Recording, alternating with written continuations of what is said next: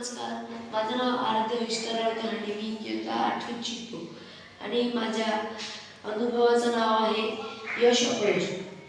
तर माझ्या मित्राकडे एक घड्याळ होतं, खूप सुंदर होतं. त्या अख्ख्या वर्गामध्ये त्याच्यासारखं घड्याळ कोणाकडेच नव्हतं. तर मी त्याला विचारलं का तो मला एक घड्याळ देईन का? तो बोलला का जा तू एक दिवसासाठी घेऊन जा. आणि तेवढ्यात मधली सुट्टी झाली शाळेतली. तर त्या मधल्या सुट्टीमध्ये ते आम्ही खेळता कधी ते पडलं ते मला काय कधी कळलंच नाही. तेवढ्यात माझ्या मित्राने विचारलं का ते घड्याळ कुठे ठेवलं?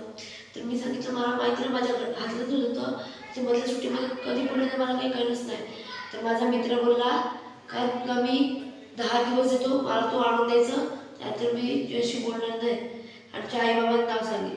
तर मी टेन्शनमध्ये घरी गेला आणि आईला समोर सांगितलं. तर आई बोलली की मी तर पैसे देणार नाही, जा तू कुठून तरी आण. तेवढ्यात बाबा बोलले का जर तुला पैसे कमवायचे आहेत तर तू माझ्यासोबत चल, माझी मदत कर. तर मी 3 दिवस बाबांसोबत वाडीमध्ये काम करायला गेला आणि मला 300 रुपये दिले त्याचे.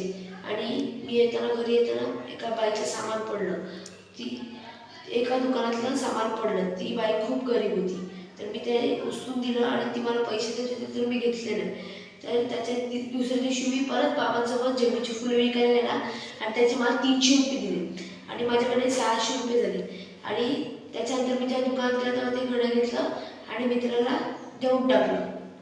आणि मग जे 100 रुपये होते ते मी माझ्याकडे ठेवून दिले. आणि आणि हे होतं माझं यश आणि अपयशचं हे. आणि हे यश मी खूप मेहनतीने मिळवलं. आणि हे जी चूक आहे ती मी आता परत कधीच नाही करणार. तर कोणाच्याच घड्याला कधीच हात नाही लावणार मी आता.